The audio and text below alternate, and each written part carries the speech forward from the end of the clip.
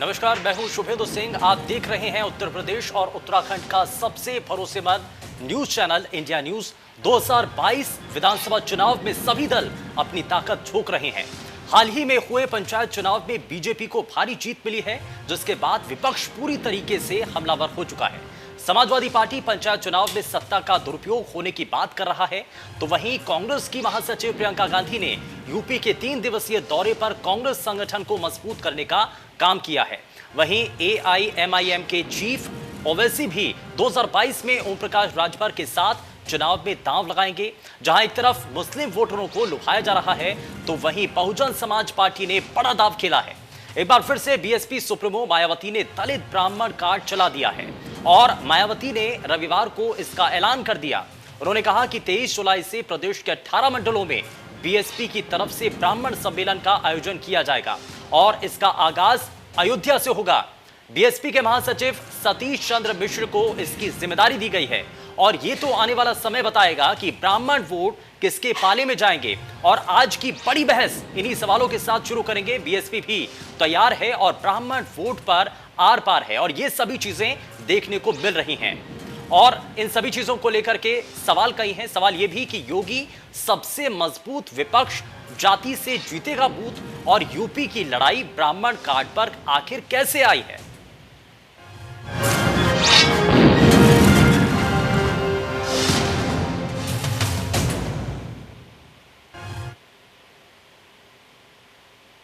और बड़ी बहस शुरू करने से पहले सुनते हैं क्या कुछ कहना है बीएसपी सुप्रीमो मायावती का।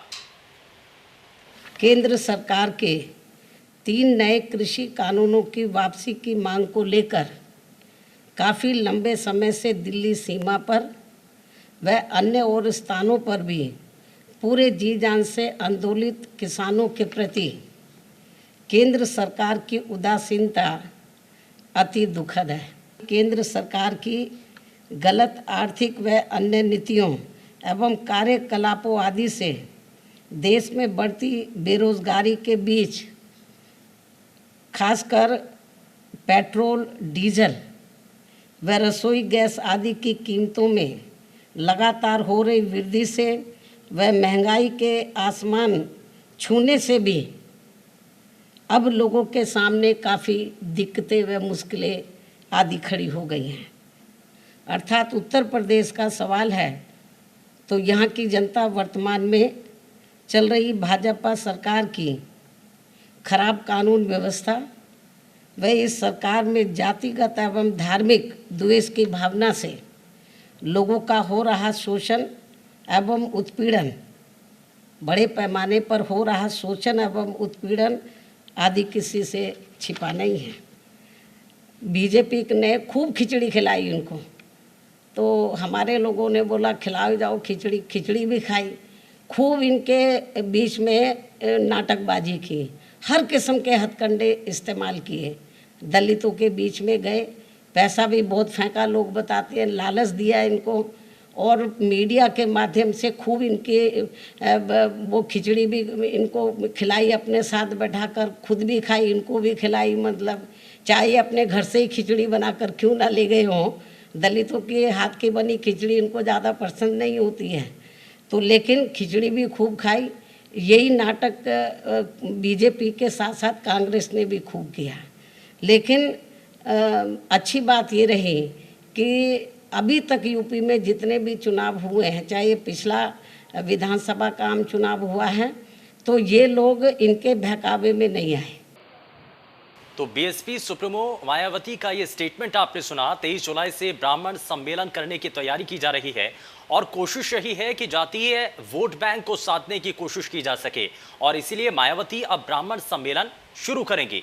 23 जुलाई से अयोध्या से इसकी शुरुआत होने जा रही है और आगे आने वाले समय के विधानसभा चुनावों से ठीक पहले जिस तरीके से रणनीति अब मायावती की तरफ से बदली गई है, क्या वाकई में इससे कुछ हद तक विधानसभा चुनावों में जो वोट बैंक की राजनीति अक्सर इससे पहले तक देखने को मिलती रही है और ये माना जाता रहा है कि इसका प्रभाव देखा जाता है, तो कितना इसका असर होगा और कितना प्रभाव मायावती के स्टेटमेंट से और इस सम्मेलन से बदलने जा रहा है। और अभी तक का जो ग्राफ था, अभी तक की जो परिस्थितियां थी और जिस तरीके का राजनीतिक परिवेश था, क्या उसमें किसी तरीके से आप चीजें बदलने को आप देखते हुए यहां पर नजर इस पर बनेगी और कितनी चीजें बदल पाएंगी? और जातीय वोट बैंक पर जो सेंधमारी अलग अलग राजनीतिक दलों की तरफ से शुरू की जा चुकी है, जिसमें यह माना जा रहा है कि मुस्लिम वोट बैंक को साधने के लिए ओवैसी का यूपी में आना यह अपने आप में बड़े संकेत देता है। हालांकि कुछ राजनीतिक दल इसको भारतीय जनता पार्टी की बी टीम करार दे चुके हैं। वहीं अब जिस तरीके से भारतीय जनता पार्टी की तरफ से प्रबल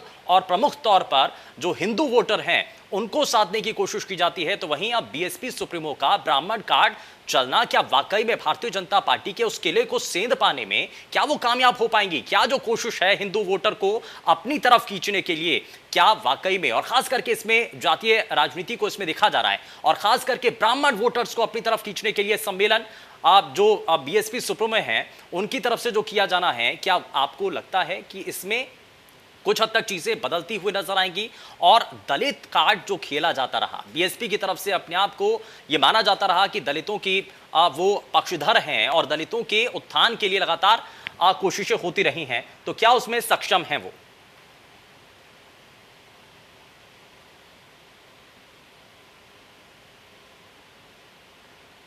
चलिए, और इस बीच हमारे साथ दो खास मेहमान कार्यक्रम में जुड़ चुके हैं। जरा सबसे पहले आपको मिलवा देते हैं उनसे। हमारे साथ समाजवादी पार्टी से आप हमारे साथ सुधाकर कश्यप जी कार्यक्रम में जुड़ चुके हैं। सुधाकर जी, बहुत स्वागत है आपका कार्यक्रम में। और भारतीय जनता पार्टी से नेता सूर्य मैथिल हमारे साथ कार्यक्रम में जुड़ चुके हैं और साथ ही साथ आप करमवीर आजाद दलित चिंतक हमारे साथ कार्यक्रम में जुड़ चुके हैं। करमवीर जी, बहुत स्वागत है आपका कार्यक्रम में। मैं जरा जल्दी से आगे बढ़ता हूं और सुधाकर कश्यप जी, मैं शुरुआत आपसे ही करना चाह रहा हूं। जिस तरीके से मौजूदा वक्त में उत्तर प्रदेश की सियासत अपने चरम पर है और आगामी विधानसभा चुनावों से पहले सभी राजनीतिक दल ये कोशिश कर रहे हैं कि उनका जो फैक्टर है, उनका राजनीतिक दल जो है आने वाले विधानसभा चुनाव में बेहतर प्रदर्शन कर पाए, इसके लिए अलग अलग समीकरणों को देखा जा रहा है, उसमें कोशिशें हर कोई कर रहा है।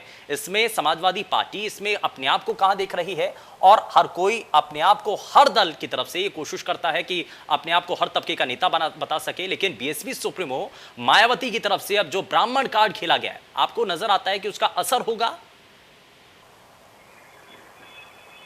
देखिए, ये तो असर और बेअसर की बात तो पूर्व में भी आप लोग जान चुके हैं, और अगर असर होगा तो ये तो भारतीय जनता पार्टी जाने इस बात का असर और बेअसर। हम लोगों को तो कोई फर्क नहीं पड़ रहा इस चीज का, क्योंकि जो ब्राह्मण समाज के लोग हैं वो सब लोग समाजवादी पार्टी माननीय अखिलेश यादव जी के साथ हैं, क्योंकि उन्होंने बादस्तूर देखा है कि वास्तविकता के आधार पर समाजवादी पार्टी में एक वास्तविकता है और एक सच्चाई है, जो वास्तविकता के आधार पर उन लोगों की मदद की है। चाहे रोजगार की बात हो, चाहे एक्सप्रेसवे की बात हो, चाहे एम्बुलेंस की 108 की बात हो, चाहे जन कल्याणकारी योजनाएं अन्य किसी की भी बात रही हो, तो उसमें कोई ऐसा जातिवाद कोई दिखाई नहीं देता है। एम्बुलेंस भी कोई ब्राह्मण जाति देख के या दलित समाज देख के नहीं पकड़ती है, जो मरीज किसी का भी है उससे लेने का काम करती है। जहां तक मैं समझता हूँ ये कार्ड जो बहन जी खेल रही है उन्होंने पहले भी खेला था और भारतीय जनता पार्टी ने भी यही कार्ड खेला है, तो ये लोग खेले, हमें इससे कोई मतलब नहीं है ना, हमसे इससे कोई हमें टिप्पणी करनी है। हमारी समाजवादी पार्टी क्या इस खेल को भूल चुकी है? समाजवादी पार्टी कौन सा खेल खेलना चाह रही है फिर? नहीं, हमारी सब समाज पार्टी है और सभी समाज के साथ है।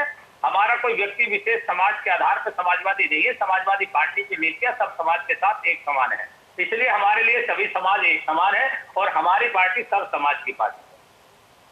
ठीक है, सर्व समाज की पार्टी है, ये कहते हुए यहाँ पर ये साफ कर दिया गया है कि सभी राजनीतिक दलों की तरफ से जो कोशिशें होंगी वो अलग है, लेकिन समाजवादी पार्टी सभी जातियों को एक साथ लेकर के आगे बढ़ने की कोशिश कर रही है। लेकिन मैं जरा जल्दी से इस पर रिएक्शन ले लेता हूँ।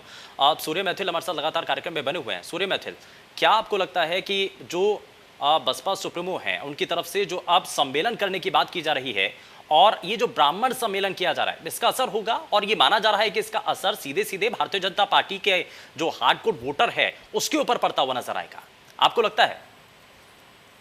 देखिए, भारतीय जनता पार्टी की विचारधारा जो है वो जातिगत विचारधारा से ऊपर उठकर राष्ट्रवादी विचारधारा है।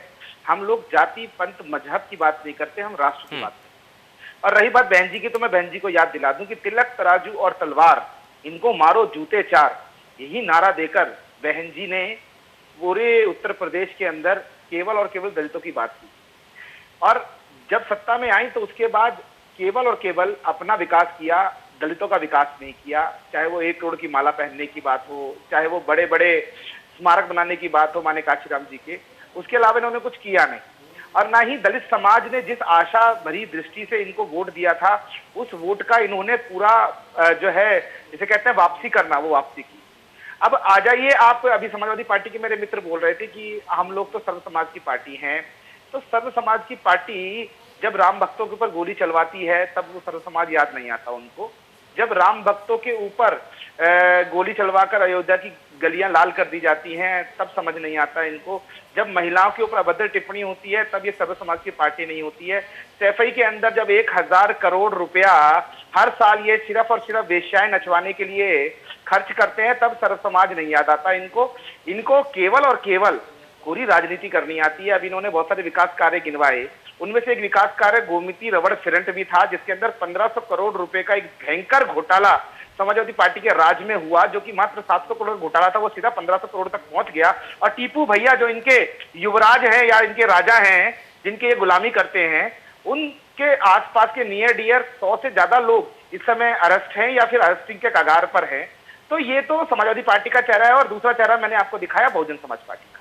और मैं आपको ब्राह्मण समाज के बारे में एक बात बता दूं, ब्राह्मण समाज बहुत ही शिक्षित और समाज को दिशा देने वाला वर्ग है। ब्राह्मण समाज सदैव ये समझता है कि सत्ता किसको सौंपनी है, कौन प्रदेश का विकास करेगा, और घटिया दलगत राजनीति से ऊपर उठकर राष्ट्र की बात करेगा। और इन सब गुणों में निपुण भारतीय जनता पार्टी है। भारतीय जनता पार्टी की विचारधारा से तभी आज से नहीं, शुरुआत से ब्राह्मण समाज जुड़ा हुआ है। और ब्राह्मण समाज किसी प्रकार के लालच में नहीं आएगा। ब्राह्मण समाज का स्वांगीण विकास हो रहा है, प्रदेश में हर वर्ग का स्वांगीण विकास हो रहा है। और इसकी बानगी आप देख भी रहे हैं कि आज के समय में सरकारी नौकरियों में जिस प्रकार से भारतीय जनता पार्टी की केंद्र सरकार ने 10% जो है निर्धन वर्ग को आरक्षण दिया, उसमें ब्राह्मण भी आए हैं, बनिए भी आए हैं, ठाकुर भी आए हैं, स्वर्ण सब आए हैं। तो ये अपने आप में ऐतिहासिक है। तो ब्राह्मण समाज के साथ तो सदैव भारतीय जनता पार्टी खड़ी रही है।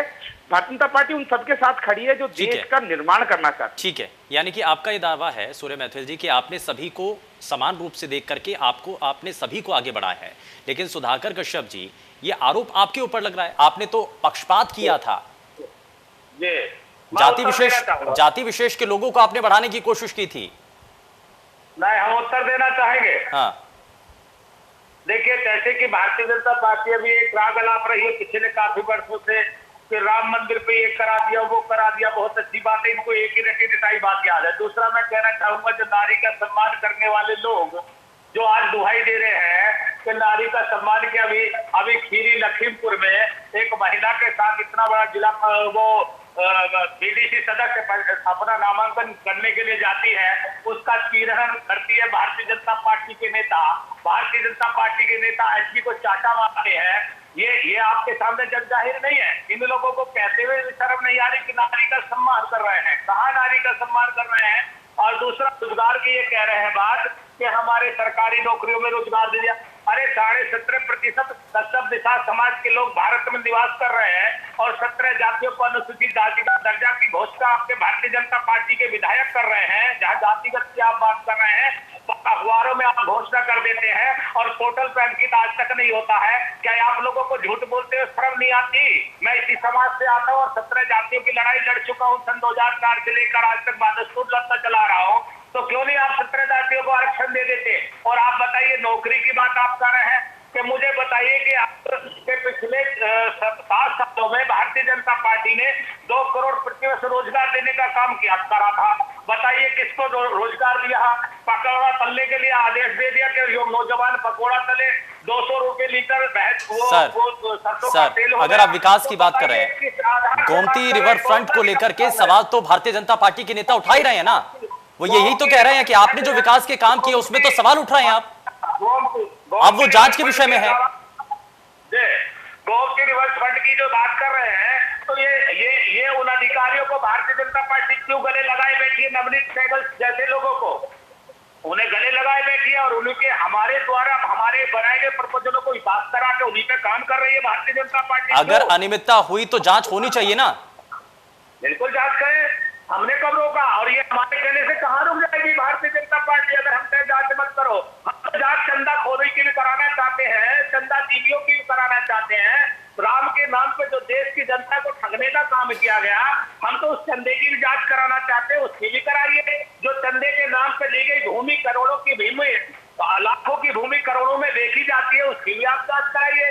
आप ही के सामने, आप ही के चैनल पे इस बात की चर्चा उस रोज हुई थी, जो ये मार्गदर्शिता दिखा रहे हैं और अपने को परिपक्व और परिपक्ष दिखा रहे हैं, तो मैं समझता हूँ ये निराधार है।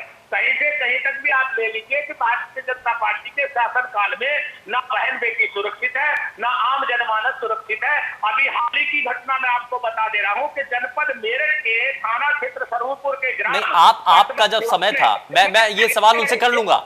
मैं सूर्य मैथिल, भारतीय जनता पार्टी के जो नेता हैं मौजूदा वक्त में जो सरकार काम कर रही है, मैं सवाल उनसे करूंगा। लेकिन सुधाकर कश्यप जी, आपकी सरकार जब थी, क्या दलित उस वक्त सुरक्षित महसूस करते थे अपने आप को? बिल्कुल। आप सुरक्षित वाले बिंदु पर आ गए। आप भारतीय जनता पार्टी से बुझवाइए ना इस बात को कि आप कैसे सुरक्षित है। कल की बात छोड़िए, आज की करवाइए। आज मौके पे क्या हालात है उन्हें बतवाइए।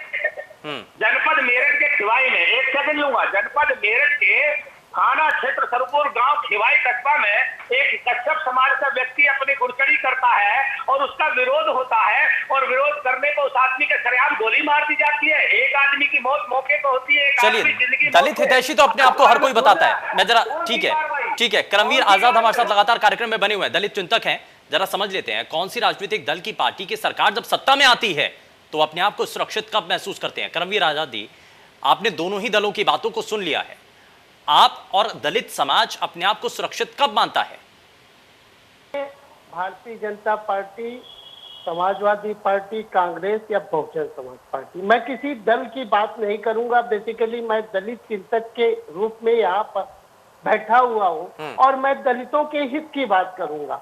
आप बात करिए सर्व समाज की। भारतीय जनता पार्टी में कौन सा ब्राह्मण सुरक्षित है, कौन सा ठाकुर सुरक्षित है, कौन सा बनिया सुरक्षित है, या कौन सा दलित बैकवर्ड सुरक्षित है? ये केवल पूंजीपतियों की सरकार है। मैं आपको स्पष्ट बता दूं, यहाँ अडानी अंबानी के अलावा पूरे प्रदेश में, पूरे देश में कोई भी सुरक्षित नहीं है।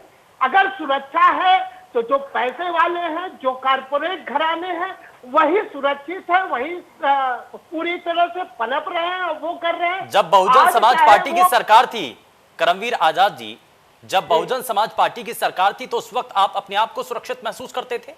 प्रदेश का हर दलित अपने आप को सुरक्षित महसूस करता था क्या? देखिए, ऐसा होता है। आज की सरकार के ऊपर आप सवाल उठा रहे हैं। नहीं, मैं मेरी बात सुनिए। बहुजन समाज पार्टी हो, मैंने सबसे पहले कह दिया, बहुजन समाज पार्टी, कांग्रेस, सपा, बसपा, भाजपा, मैं किसी दल की बात नहीं कर रहा हूं। हमें एक सुरक्षा सर, मैं इसलिए पूछना चाह रहा हूं क्योंकि बहुजन समाज पार्टी अपने आप को दलित हितैषी बताती है। ये कहते हैं कि वो हम दलितों के उत्थान के लिए काम कर रहे हैं। देखिए, दलितों के उत्थान के लिए तो हर पार्टियां दावा कर रही है। कांग्रेस भी दावा कर रही है, भाजपा भी दावा कर रही है, समाजवादी पार्टी भी दावा कर रही है, सब लोग दावा कर रहे हैं, सब लोग अपनी अपनी दुकानें चला रहे हैं। दावा करना और काम करने में बहुत अंतर है, बहुत अंतर है।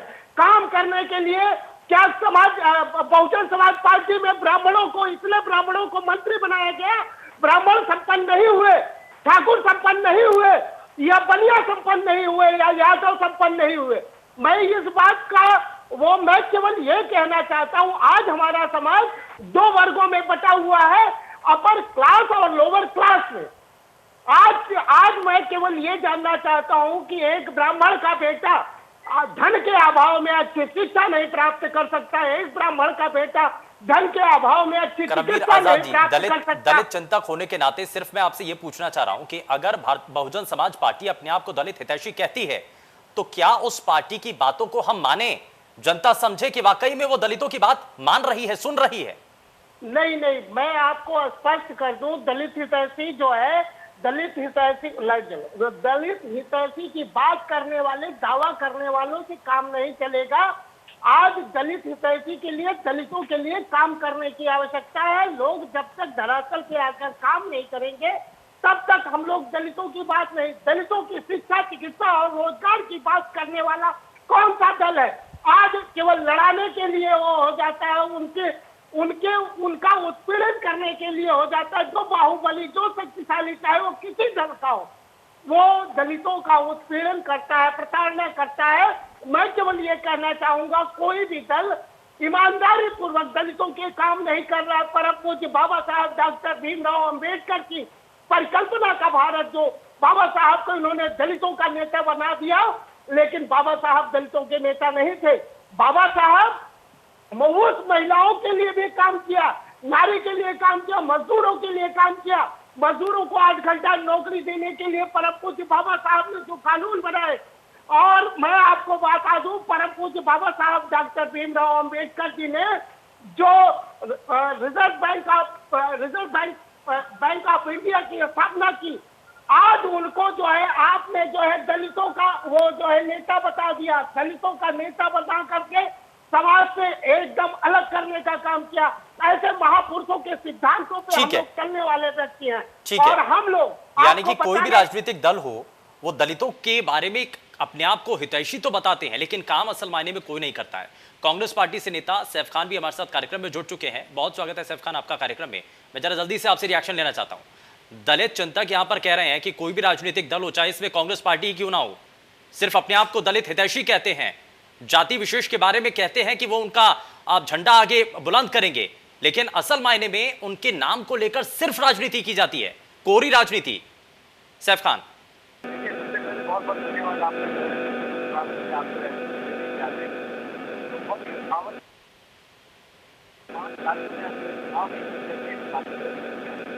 मैं आपको याद दिलाना चाहूंगी कि सरकार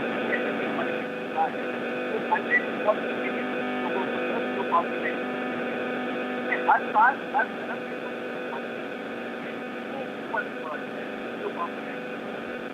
अगर आज क्या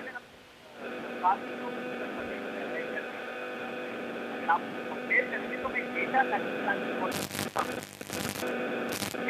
क्राइम जो है।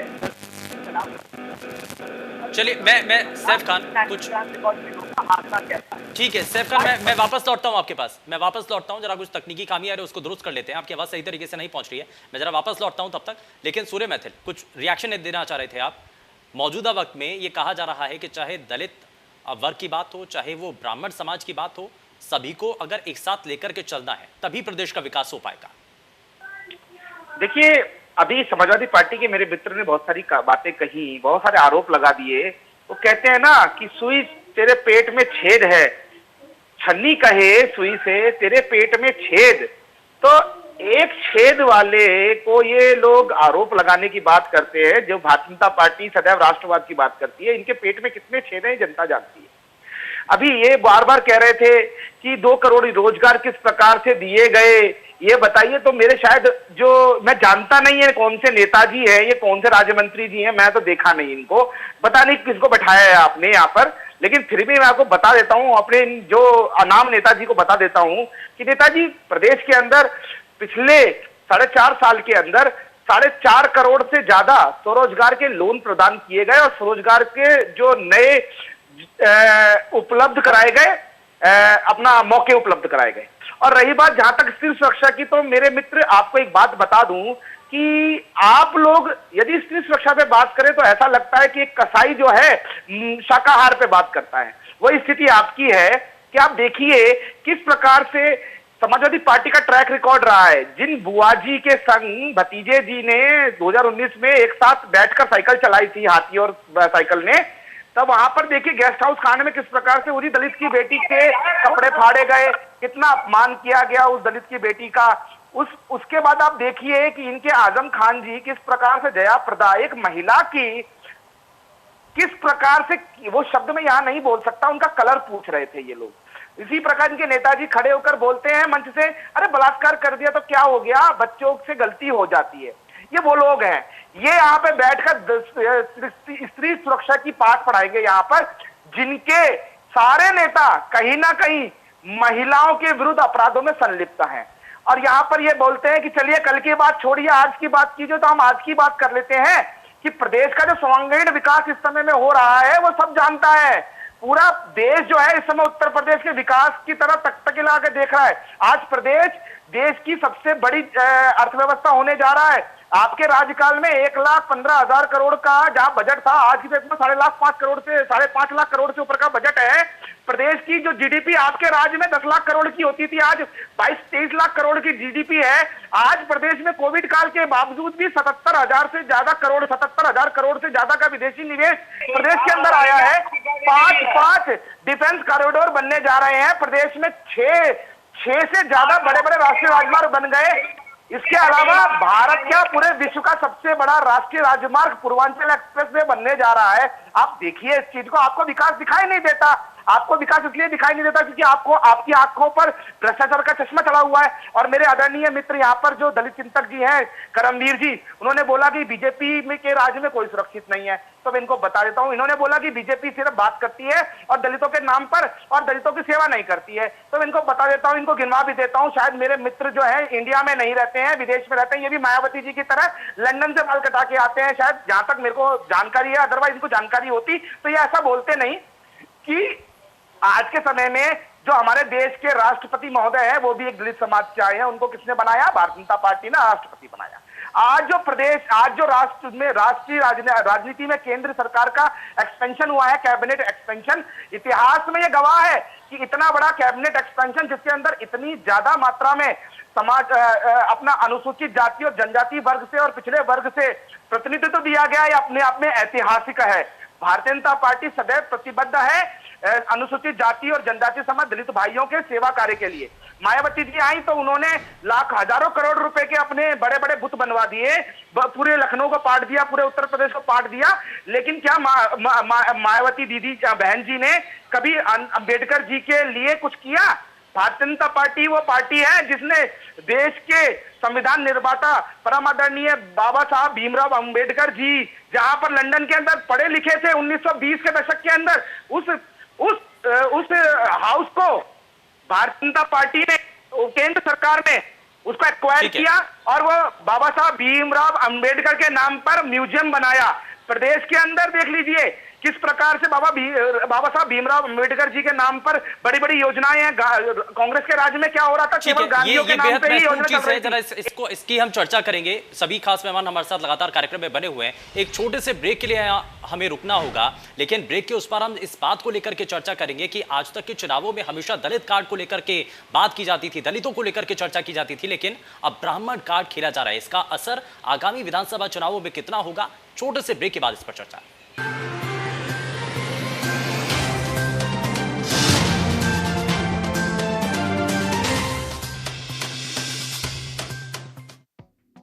बड़ी खबर के प्रस्तुतकर्ता हैं न्यूट्रियम सोया बड़ी, प्रोटीन से भरपूर न्यूट्रियम सोया बड़ी, स्वाद भी सेहत भी। सह प्रायोजक doctor ortho Ayurvedic oil and capsule, जोड़ों के दर्द की बेजोड़ दवा, और पेट सफा आयुर्वेदिक चूर्ण, पेट सफा तो हर रोग दफा।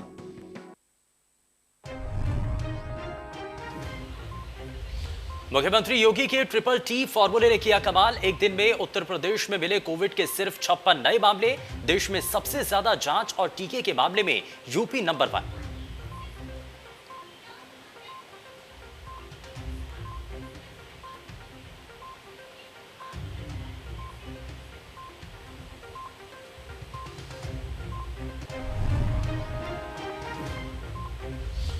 यूपी चुनाव से पहले मायावती का बड़ा दाव, बीएसपी करेगी ब्राह्मण सम्मेलन। 23 जुलाई से अयोध्या से होगा ब्राह्मण सम्मेलन का आगाज।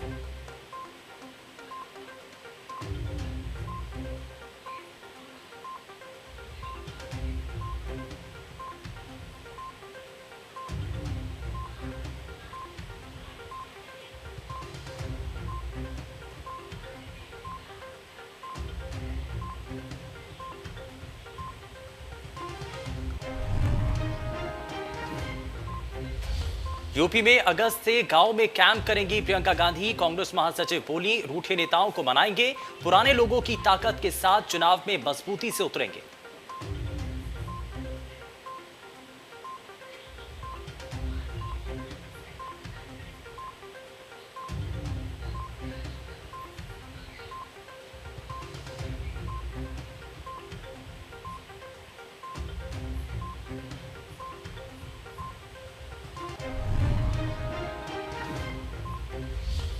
यूपी चुनाव को लेकर संघ की बड़ी बैठक। सर कार्यवाह दत्तात्रेय होसबोले के नेतृत्व में चल रही बैठक। सीएम योगी आदित्यनाथ बैठक में मौजूद।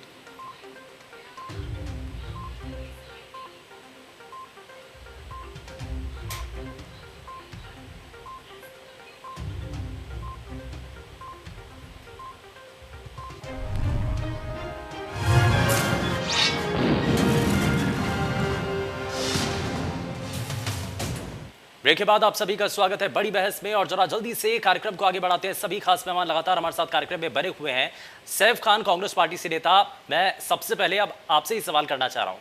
सभी राजनीतिक दल मैदान में उतर चुके हैं और कांग्रेस पार्टी की जो तैयारियां हैं, आपको नहीं लगता कि इसमें मैदान में उतरने में कुछ देरी कर दी है कांग्रेस पार्टी ने?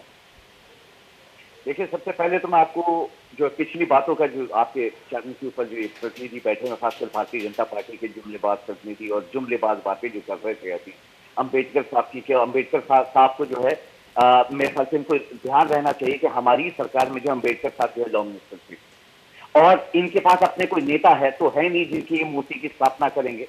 गॉडसे की जो तो ये पूजा करके इनकी भी स्थापना करते हैं, बहरहाल ये उनके ऊपर प्रश्न होता है। रही बात जो है अपने अपनी तैयारियों की, बिल्कुल साहब जो है हम जो है मुख्य विपक्ष जो है इस वक्त उत्तर प्रदेश में है। हर एक छोटे से छोटा मुद्दा है या बड़े से बड़ा मुद्दा है, उसके लिए हम सड़कों पे हाथ रख से लेके जो है और जो है विधानसभा और पार्लियामेंट तक जो है हम लोगों ने वो बात रखने की कोशिश की है। और आगे चल के जो है जो भी जनता का प्यार हमें मिलेगा वो आगे चल के चुनाव में देखने को मिलेगा। बात रही अभी दलितों की जो हम बात की जा रही है उत्तर प्रदेश में या हर जगह पर हमारे देश में, मैं ये बताना चाहता हूँ नेशनल क्राइम रिकॉर्ड ब्यूरो का आंकड़ा आपके सामने रखना चाहूंगा जो कह रहा है 2017-2018 में यानी भारतीय जनता पार्टी की सरकार उत्तर प्रदेश में आते ही दलितों पे 33% जो है अत्याचार जो है वो बढ़ चुका है। 27% अत्याचार उनकी महिलाओं के खिलाफ बढ़ चुका है, जबकि 24% अत्याचार जो है सभी महिलाओं के उत्तर प्रदेश में बढ़ चुका है। 11 से 12 रेप का एक दिन का एवरेज जो है वो सामने निकल के आ रहा है। यानी 5 बच्चे जो है एक दिन में किडनैप होते हैं। 12% जो है बुजुर्गों के ऊपर जो है जो ओल्ड एज के ऊपर जो है उनके ऊपर जो अत्याचार बढ़ चुका है। 26% जो है वो साइबर क्राइम बढ़ चुका है। और अगर हम इसको ये देखेंगे कि कैसी ये सरकार है, कैसी परफॉर्मेंस है, तो हम ये देख सकते हैं अनएम्प्लॉयमेंट जो है सबसे ज्यादा 11.4 से 11.5% उत्तर प्रदेश में योगी जी के आते ही मेहरबानी से उत्तर प्रदेश में बढ़ा है। और अगर मैं मोदी जी की बात करूं तो 40% बेरोजगारी पूरे देश में इस वक्त फैली हुई है, जबकि -23.5% ये 24% के करीब जो है जीडीपी हमारे देश की जा रही है। और ये लोग जो है सब लोगों के लिए बात करते हैं। मैं इनसे जानना चाहता हूं कि अगर ये कांग्रेस की बात करते हैं तो 140 मिलियन को बिलो पॉवर्टी लाइन से इंडियन नेशनल कांग्रेस जो है सब लोगों को ऊपर लेके आई थी। ये मुझे जरा ये बता दें कितने लोगों को इस पर मैं जवाब लूंगा, लेकिन मैं इसमें एक चीज जोड़ना चाह रहा हूं कि कोरोना संक्रमण का वो मुश्किल भरा दौर जो कि मजबूत से मजबूत देश को भी घुटनों पर लेकर के आ गया था और रोजगार का संकट ना सिर्फ भारत के अंदर है बल्कि पूरी दुनिया के अंदर है। लेकिन आज की सरकार को इस पर सवाल का इसका जवाब देना होगा। लेकिन सैफ खान, आपको नहीं लगता कि जिस तरीके से बीएसपी की तरफ से अब कोशिश की जा रही है, ब्राह्मण सम्मेलन की तैयारी की जा रही है, 23 जुलाई से इसको लेकर के तैयारियां की जा रही हैं, कांग्रेस पार्टी का इसमें लक्ष्य क्या है? देखिए, हम जो है सब धर्म और सब लोगों को जो है साथ में लेके चलते हैं। हम जो है मौजूदा विकास के मुद्दे पे चलते हैं, हम विकास के ऊपर चलते हैं। आप हमारे टेन्योर अगर यूपी 1 और यूपी 2 की बात करें, यूपी केंद्र में हमारी सरकार है, यूपी में तो हमें तकरीबन 30 साल से ऊपर जो है हो चुका है जो हमारी यूपी में सरकार नहीं रही। मगर अगर आप कंपेयर करेंगे हमारी केंद्र की सरकार को यूपी 1 और यूपी 2 को 10.8% जीडीपी 3 मरतबा छू चुकी थी जो आज -24% पे है। तो ये रहा एग्जाम्पल आपके सामने। जो हमारे टाइम पे जो है अनएम्प्लॉयमेंट 3.5% था, बहुत अफसोस की बात था। मगर आज वो बढ़ के जो है 40% पहुंच चुका है। उत्तर प्रदेश में तकरीबन 24% से ज्यादा बढ़ चुका है अब, और बढ़ोतरी जो है 11.4 से 11.5% जो है वो हुई है। तो ये है सच्चाई। जो है महंगाई की बात कर सकते हैं तो पेट्रोल और डीजल को हम कैसे भूल सकते हैं जो 100 रुपए से ऊपर अब चला गया है। चुंगियों के दाम हम ये देख सकते हैं। जो है महिला सुरक्षा या सुरक्षा की जो ये नीति ये सरकार लेके आई थी, उत्तर प्रदेश की सरकारें जो रही हैं वो क्राइम का अगर आप उत्तर प्रदेश की बात करते हैं तो इससे पहले पिछली जो सरकारें मैं उनको भी दोष देता हूँ कि क्राइम संभालने में जो है उत्तर प्रदेश की जो भी सरकारें इस वक्त रही हैं, ठीक है, यानी कि अभी तक की जितनी सरकारें रही हैं उनके जो कदम रहे हैं वो नाकाफी रहे हैं। मैं ठीक है इस पर जवाब ले लेता हूँ। सूर्य मैथिल, अभी तक की जितनी सरकारें रही हैं, चाहे मौजूदा वक्त का शासन भी है, उसको लेकर के भी कांग्रेस पार्टी के प्रवक्ता यहां पर सवाल उठा रहे हैं, कह रहे हैं कि कानून व्यवस्था तो आज भी आप ठीक नहीं है, दलितों के खिलाफ अपराध हो रहा है। और अगर आप ब्राह्मणों को लेकर के कहते हैं कि ब्राह्मणों की पार्टी है और ब्राह्मणों को साधने की कोशिश की जाती है, तो वो भी खतरे में है, वो भी सवाल उठाते हैं। शुभेंदु भाई, बड़ा हास्यात्मक हो जाता है जब 30 साल से सत्ता से बाहर एक ऐसी पार्टी जो कि क्षेत्रीय दल के रूप में आज के समय में राष्ट्रीय पार्टी क्षेत्रीय दल के रूप में कार्य कर रही हो और उनको जैसे कार्यकर्ता ना मिल रहे हो, आज वो अपने आप को मुख्य विपक्ष कह रहे हैं।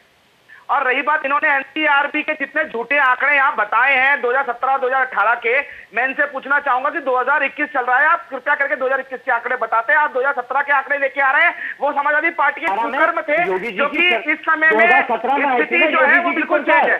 सुन लीजिए पूरी बात पहले, मैंने आपके बीच में नहीं बोला है, बीच में मत बोलिएगा। तो दूसरी बात, अभी इन्होंने कहा है उत्तर प्रदेश के अंदर बेरोजगारी दर जो है 11.4% है। सुन लीजिए पूरी बात को, बीच में मत बोलिए, मैंने आपसे निवेदन किया है। तो बिंदु भाई ये कोई बात नहीं है, ठीक है, एक मिनट, ठीक है सैफ खान, मैं आपको जवाब देने का एक मौका दूंगा। सैफ खान, मैं आपको मौका दूंगा, जरा अभी सुन लीजिए।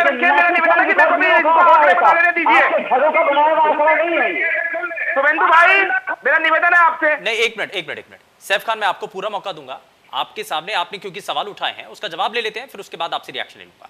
ठीक है, देखिए इन्होंने कहा यूपी के अंदर इस समय में बेरोजगारी दर 11.4% है, लेकिन इनको ये जानकारी नहीं है शायद कि CMII की रिपोर्ट, अभी सर्वे आया है 6 महीने पहले का, जिसके अंदर साफ साफ लिखा है, चाहे तो गूगल कर सकते हैं, CMII कितनी बड़ी इन्वेस्टिगेशन एजेंसी है इकोनॉमिक्स के अंदर, इनको पता होना चाहिए। ये झूठे आंकड़े आप प्रेजेंट कर रहे हैं, उसकी रिपोर्ट के अनुसार प्रदेश के अंदर इस समय में जो आंकड़े हैं बेरोजगारी दर के, वो 6.9% है, और समाजवादी पार्टी के बाद में 17.9% से ज्यादा बेरोजगारी आंकड़ा था, जो कि ऐतिहासिक था। मोदी सरकार और योगी सरकार के आने के बाद डबल इंजन की सरकार ने जिसने काम किया है, उसके बाद आज प्रदेश की स्थिति इतनी अच्छी है, स्वांगीन विकास है, आपका जो क्राइम है उसको कम किया गया है, कानून व्यवस्था का प्रबंध है, स्थिति इतनी सही है। सबको ये बैठकर यहाँ झूठी बातें पका रहे हैं, ये कह रहे हैं यूपीए 1 और यूपीए 2 में इनकी इतनी बड़ी जीडीपी थी। यूपीए 1 और यूपीए 2 को देश ने क्या दिया, देश को क्या दिया? जीजाजी को आपका 2G 3G, जीजाजी कोल जी पूरे देश को लूट के खा गए हैं उस समय में। यहाँ बैठकर ये झूठी झूठी बातें कर रहे हैं, तो शर्म आनी चाहिए। और अभी जो मेरे दलित चिंतक भाई बोल रहे थे, मैं उनको 2 बात और बोलना चाहता हूँ जो उस समय मैं बोल नहीं पाया था, कि मेरे भाई आप ये देखिए कि भारतीय जनता पार्टी की ही केंद्र सरकार है जिसने 14 अप्रैल को पूरे राष्ट्र में अवकाश घोषित किया है परम पूजनीय श्रद्धेय भीमराव अंबेडकर जी की जयंती के ऊपर। हम लोग सदैव दलित भाइयों का सम्मान करते हैं, हम सबका साथ सबका विकास सबके सम्मान की बात करते हैं, और हमारा दलित भाई हमारे हृदय में बसता है। प्रधानमंत्री जी ने और हमारी पार्टी का तो ये लक्ष्य है अंतिम पंक्ति में खड़े हुए व्यक्ति का अंत्योदय। तो हम लोग सदैव दलित समाज की बात करते हैं। आपका सुनिए मुलायम सिंह जी की पार्टी की तरह नहीं है, जहां पर यादव और मुसलमान याद रखिएगा। करमवीर आजाद, ये कहना है कि मौजूदा वक्त में सबका साथ सबका विकास के एजेंडे पर भारतीय जनता पार्टी अगर आगे बढ़ रही है, तो इस पर दलित वर्ग को कितना एतबार है, भरोसा है? एक चीज मैं आपको बता दूं, हमारे बड़े भाई भारतीय जनता पार्टी के जो प्रवक्ता है और हमारे कांग्रेस के जो प्रवक्ता है, दोनों लोग अभी आपस में नोक-झोंक चल रही थी। मैं एक चीज मैं बताना चाहता हूँ, कांग्रेस पार्टी जो दलित हितैषी बनने का काम कर रही है, 5 राज्यों में उनका सरकार है, 5 राज्यों में भी मौजूदा 5 राज्यों में सरकार है। दलितों की स्थिति उन राज्यों में जाकर के जरा देख लीजिए। अब हम अपने भारतीय जनता पार्टी के प्रवक्ता भाई साहब से बताइए ना, आपको कोई कंप्लेन नहीं आपको कोई कंप्लेन मिली है? हमें भी बता दीजिए, 5 राज्यों की आपने बात की, कौन सी जगह की आप बात कर रहे हैं, कौन से केस की बात कर रहे हैं? हवा में बातें नहीं होती है ना, मुझे केंद्र सरकार ने भी फ्री दी, वहाँ की पंजाब आपने बात की हमारे राज्यों की, तो मुझे आप बता दीजिए कौन सी। सूर्य मैथिल, बताइए ना, सैफ खान जरा सुन लीजिए ना, सुन लीजिए। की बात करते हैं आप लोग, शर्मानी चाहिए कांग्रेस के लोगों को। मीठा मीठा गप और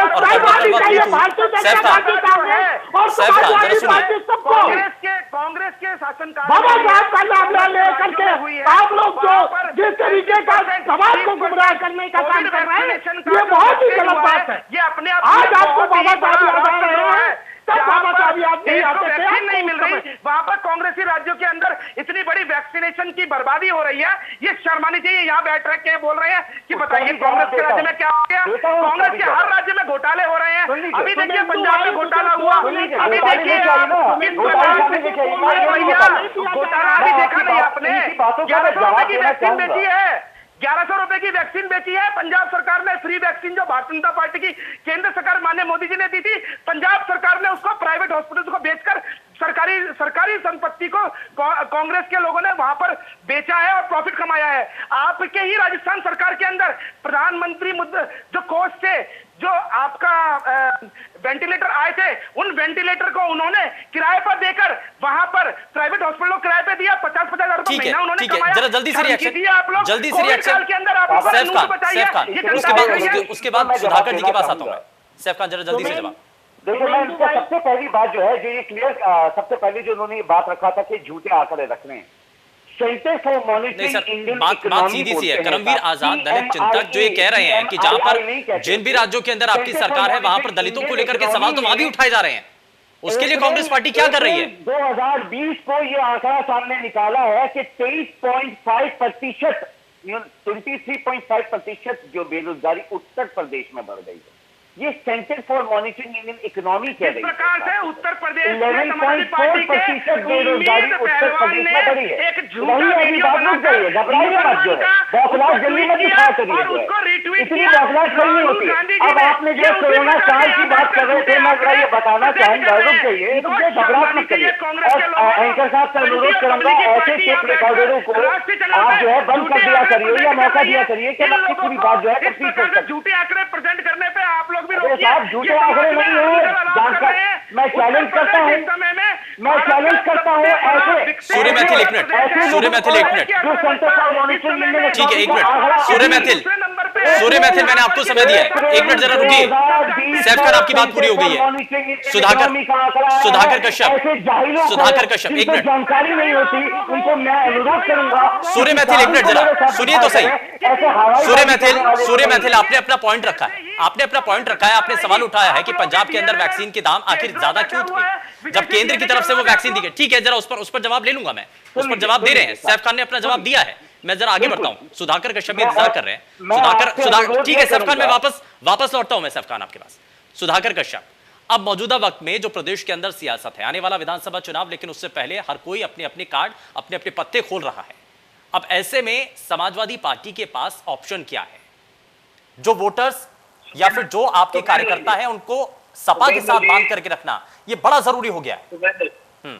तो जी, मैं आपसे पहले एक चीज कहना चाहूंगा कि क्या आप भारतीय जनता पार्टी के भाषण सुनवाने के लिए हम लोगों को इकट्ठा करते हैं? पहले ये बताइए। सर मैंने सभी को मौका दिया है, मैंने सभी को मौका दिया, बराबर का मौका दिया है। नहीं तो आप ये बताइए कि ये जो छोटे भैया नेताजी जुमलेबाज बैठे हैं, नहीं ये पर्सनल कमेंट नहीं sir, Sudhakar Kashyap ji personal comment बिल्कुल भी नहीं। बात के तो इन्होंने कैसे कर दिया? इन्होंने पर्सनल कमेंट कैसे? जानकारी तो उनके पास देने की होती नहीं है। हम कैसे हैं? शेख अली भाई बैठे हैं, पुराने नेता की जरूरत नहीं है। इनको अपना कुछ पता नहीं है, ये दूसरों को मुझे करेंगे क्या? ये जुमलेबाज लोग, ये चंदा खाऊ लोग, ये तो भारतीय जनता पार्टी हमें बताएंगे कि हम क्या है? राम भक्तों की हत्या करने वाले लोग, महिलाओं के रंग पूछने वाले, नहीं एक मिनट, सूर्य मैथिल जी और सुधाकर जी, शब्दों की मर्यादा में प्लीज। पर्सनल कमेंट बिल्कुल भी नहीं, शब्दों की मर्यादा में सर। सुधाकर कश्यप जी अपना पॉइंट रखिए, सूर्य मैथिल जी प्लीज शब्दों की मर्यादा में, प्रदेश की जनता सुन रही है सर, आपको देख रही है प्रदेश की जनता और बड़ी उम्मीद के साथ देखती है आपको। नहीं ठीक है, मैं जरा करमवीर आजाद, मैं वापस आपके पास आता हूं। ठीक है सर, इस तरीके से बिल्कुल भी नहीं, और शब्दों की मर्यादा आप बनाए रखें तो ये बेहतर होगा। प्रदेश की जनता देखती है और आपसे बहुत कुछ सीखती भी है, आपको देख करके उनको एक प्रोत्साहन भी मिलता है। प्रदेश के अंदर क्या हो रहा है ये आपसे ही सीखते हैं वो।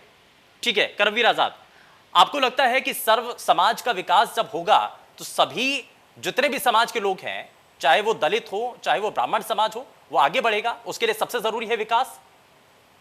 100% मैं आपको बताना चाहता हूं कि अभी हमारे भारतीय जनता पार्टी के जो प्रवक्ता हैं, हमारे बड़े भाई, अब मैं इनसे एक अनुरोध करना चाहता हूं। अभी आपने कहा कि मैं एक राष्ट्रपति दलित को बनाया, तो मैं इनसे कहना चाहता हूं, राष्ट्रपति जो है भारत का प्रथम नागरिक होता है, और प्रथम नागरिक किसी जाति का नहीं होता है, किसी धर्म का नहीं होता, वो देश का राष्ट्रपति होता है। और इनकी मानसिकता, ये भारतीय जनता पार्टी की मानसिकता स्पष्ट हो जाती है इनके वक्तव्यों से, कि इन्होंने स्पष्ट तौर पे कहा कि मैंने एक दलित को राष्ट्रपति बनाया, मतलब इन्होंने बनाया, भारतीय जनता पार्टी ने बनाया, और एहसास कराने का काम कर रहे हैं कि राष्ट्रपति दलित है।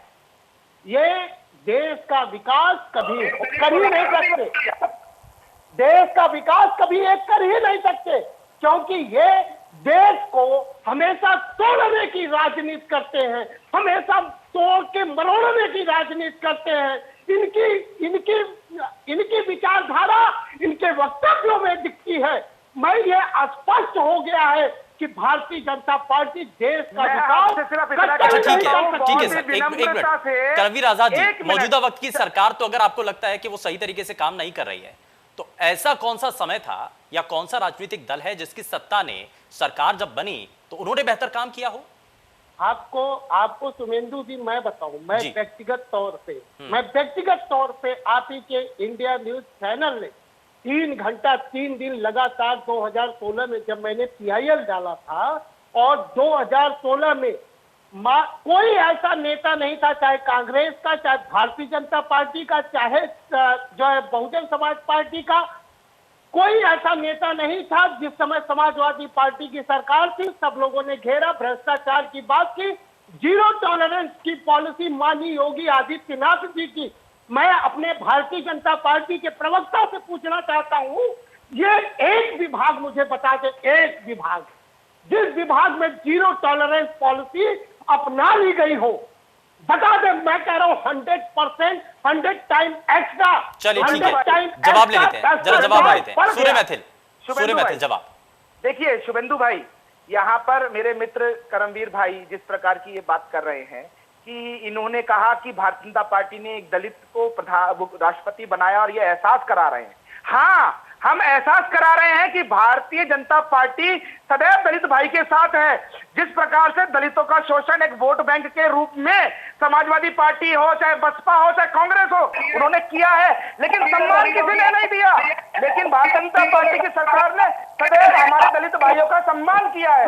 और ये आपको गर्व का विषय होना चाहिए कि देश का प्रथम व्यक्ति इस समय दलित समाज से आता है, उस समाज से आता है जिस समाज को बोलते हैं दबा कुचला वर्ग है। अब इन्होंने बोला जीरो टॉलरेंस की स्थिति, तो मैं उनको बता देना चाहता हूं, ठीक है सूर्य मैथिल, ठीक है, ठीक है, यानी कि दलित हितैषी है भारतीय जनता पार्टी, आपका कहना है। सुधाकर कश्यप जरा जल्दी से कमेंट, सुधाकर कश्यप, उसके बाद मैं सैफ खान आपके पास आता हूं। सुधाकर कश्यप, भारतीय जनता पार्टी दलित हितैषी है लगता है आपको? हाँ, भारतीय जनता पार्टी, देखिए भारतीय जनता पार्टी शुभेंदु जी बहुत अच्छी दलित हितैषी है, क्योंकि दलित महिलाओं के चीरण भारतीय जनता पार्टी में हो रहे हैं, दलित बच्चियों के रेप भारतीय जनता पार्टी में हो रहे हैं, दलित महिलाओं के साथ बलात्कार करके रातों रात किताबों को जला दिया जाता है। ये बहुत अच्छी दलित हितैषी पार्टी है। देखिए इस भारतीय जनता पार्टी में कितना दलित बयान है। बताइए कौन से विषय की बात कर रहे हैं आप? यहाँ बैठकर झूठी बातें फैलाने के अलावा आपको शर्म नहीं आती? यहाँ बैठकर आप बोल रहे हैं दलितों के ऊपर अत्याचार, शर्म कर लो। दलित की बेटी के कपड़े फाड़ने वाले लोग यहाँ बैठकर हमें सिखाएंगे क्या? आप लोग इतने बड़े। चलिए ठीक है, मैं थोड़ा सा आगे बढ़ता हूँ, मेरे पास समय थोड़ा सा कम है, समय कम है। ठीक है, जरा सैफ खान जल्दी से रिएक्शन। मैं बड़ा आश्चर्य मुझे होता है, मैं एंकर साहब आपसे कह रहा हूं ये चीज, जब आप किसी ऐसे प्रतिनिधि को बिठाते हैं जो किसी को अपनी बात जो है पूरा करने ना दे, सिर्फ चिल्लाने लगे, वो भी बिना जानकारी के, जिनको ये तक ना मालूम हो कि CMII नहीं होता, CMIE होता है, centre for monitoring Indian economy होता है, जिसका ये बोल रहे थे कि मैं झूठ बोल रहा हूं। मैं कुछ और आंकड़े रखना चाहूंगा। इसी centre for monitoring Indian economy के जो केंद्र की तरफ से आपको 26 नवंबर 2020 को ये कह रही थी 37.38% जो है बेरोजगारी बढ़ चुकी। अब ये भी इसको कहेंगे, ये भी ठीक है सर, ठीक है, समय ज्यादा नहीं देता आगे बढ़ने के लिए। बहुत शुक्रिया, माफी के साथ रुकना चाहूंगा, लेकिन बहुत शुक्रिया सभी खास मेहमानों का कार्यक्रम में शामिल होने के लिए। लेकिन अब जातिगत ये कार्ड खेला गया है और वोट बैंक को साधने की कोशिश है, लेकिन इसमें कौन राजनीतिक दल आगे बढ़ता है ये देखना होगा। फिलहाल के लिए बस उतना ही, नमस्कार।